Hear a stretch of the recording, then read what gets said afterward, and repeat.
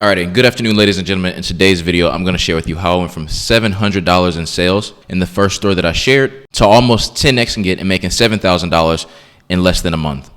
So there are important things I want to point out here for the time frame, right? You'll see from before December 10th, I wasn't doing anything. And then after December 28th or 27th, I also wasn't doing anything. This was the site that I shut down.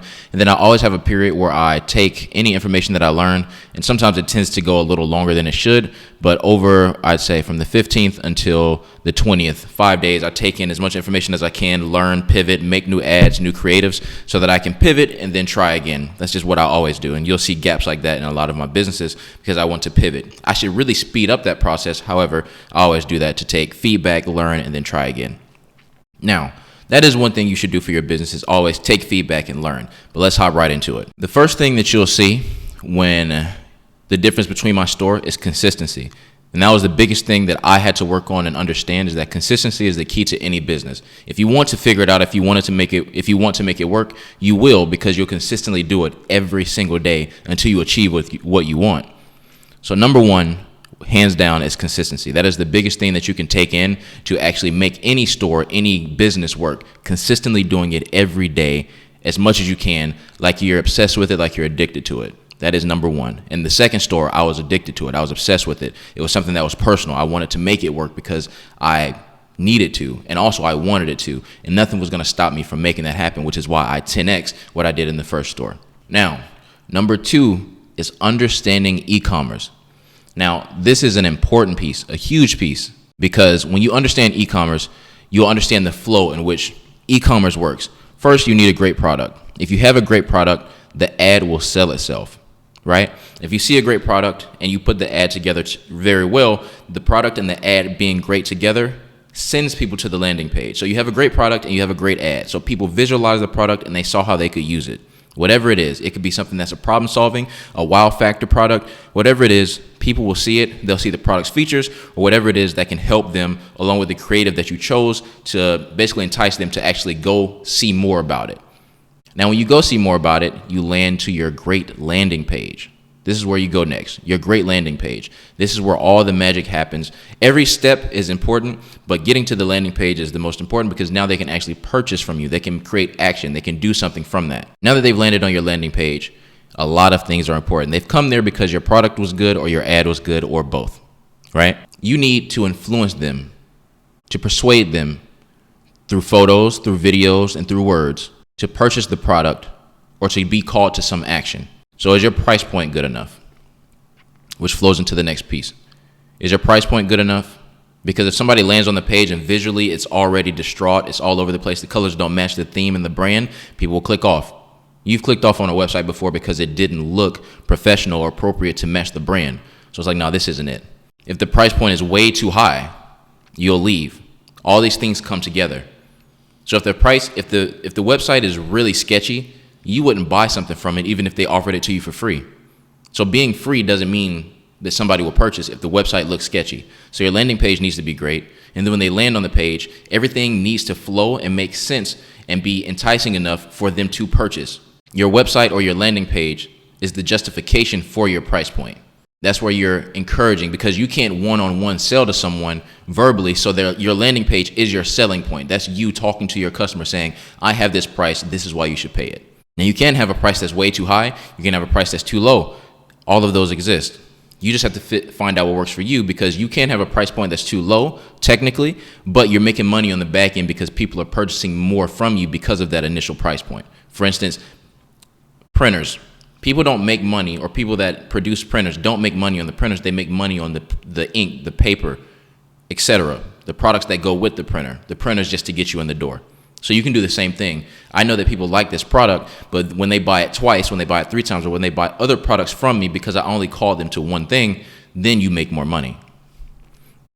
So when you have all these things, they flow. You have a great product, a great ad. Those two create the first perception that people will have of you. So really quickly, I want to share, if you want to learn more tips, have exclusive content, I release free products that you should actually use to do dropshipping and e-commerce. If you want to have one-on-one talks, consultation, or exclusive live streams where I do case studies, you can check the top link in the description.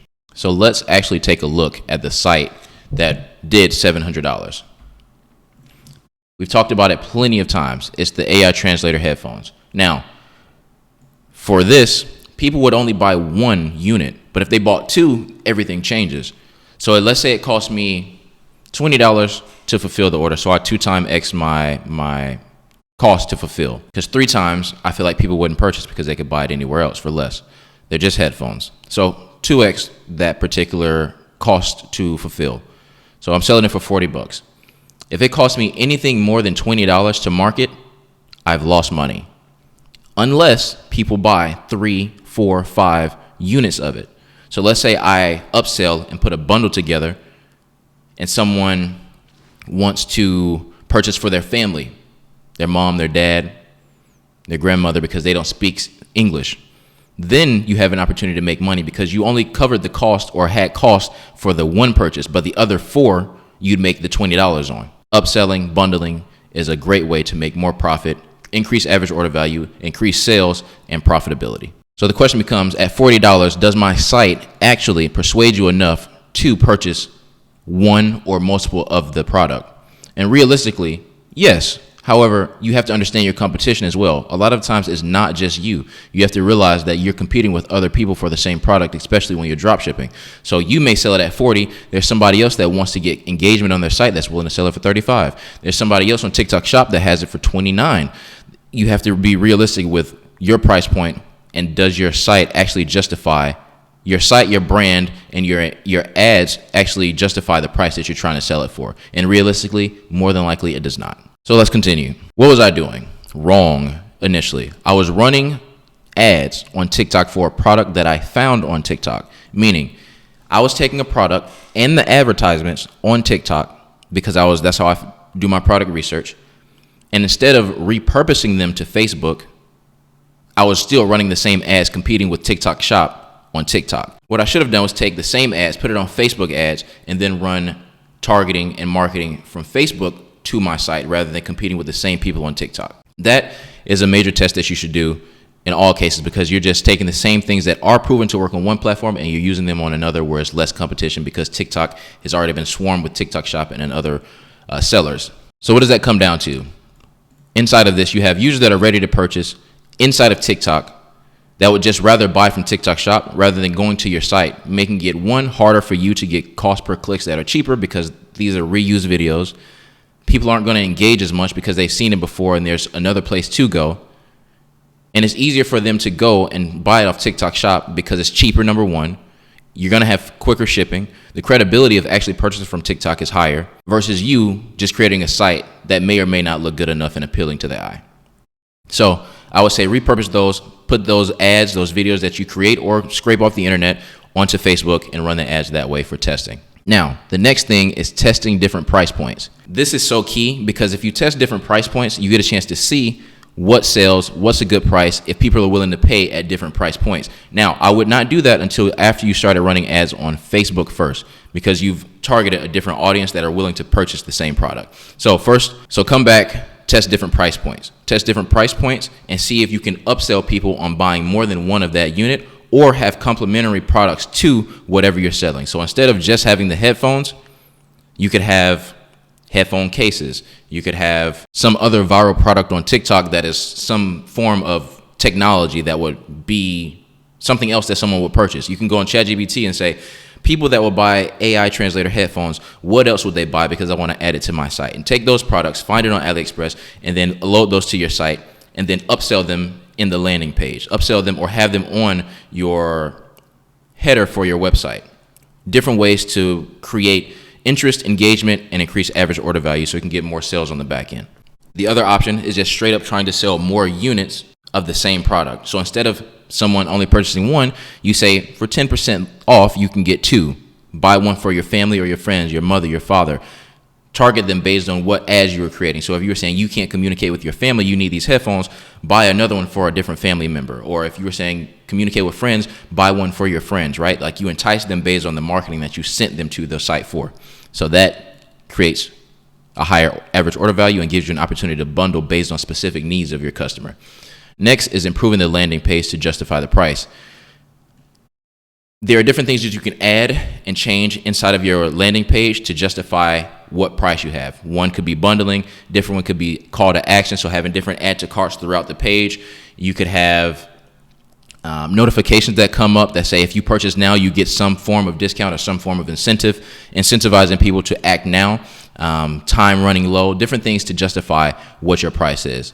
And then lastly, we already talked about the complementary products, just things that you could add to what you're already selling. So all these things are reasons why I did not make $7,000 on this site, but I made it on the second site because I implemented all of these things to make the second site so much better. And I continued day after day after day trying to figure it out. So what I want to do is show you one more thing, because like I said in the previous site, I do this often. I take breaks in between or gaps in between my products. Now, I shouldn't take them as long. They should really be 1 day, 2 days at most, really where I'm grinding and trying to figure it out so that I can make the most of whatever it is I'm trying to do. So if you take a look at January 8th, up until January 14th. That's 6 days. Should it take 6 days? No. But during this time frame, what I did was I changed my site by adding a ton more products. So I took my time adding a lot more products. I added upsells and bundling. I found new creatives for all of the products that I added. And then I also began running ads again, setting up all the campaigns. So during that process, I was actually doing a lot. I just wish I took less time doing it so that I could maybe instead of being down 6 days, I was down 3, and then I had the site back up and running. So try to make sure that you hone in on taking your time, but also making sure that you do everything properly so that you can actually test the difference between what you did previously versus what you're doing now. So like I said, so during that time, I don't run ads. I'm simply updating the sites, making sure that I do any changes that I need based on feedback that I received, why we did have $1,300 days versus days where we were doing $100, or days where we did $800 versus $898. Why? What was the reason? Looking at all the analytics from the CTR on ads, like every process that we talked about earlier, the great product, the great ad, great landing page, and great price. Looking at all the metrics in between each position, each segment of the business and flow for the funnel for your customer, and then analyzing each one, improving on it, and then coming back here where you had a higher day. And again, in the last video, I talked about this day right here would have been massive, but ads got cut short. So things like this are important, and they're really, truly the reason why I was able to 10x my business from $700 in sales to $7,000 in sales over a month. So yeah, man, I hope you enjoyed this video. I rambled a lot, but I wanted to get as much value and content straight to you and straight to the point so that you can understand what it is that you can do, what it is that you can change, and how you can improve your site. So if you want to see more content like this and you want exclusive content, so if you want to see more content like this from me on YouTube, but also you want either consulting or some type of advice one-on-one, or even exclusive videos that I go over strategies and things that I talk about to improve your e-commerce store, you can check the top link in the description and you can learn more. But with that, we'll see you in the next video.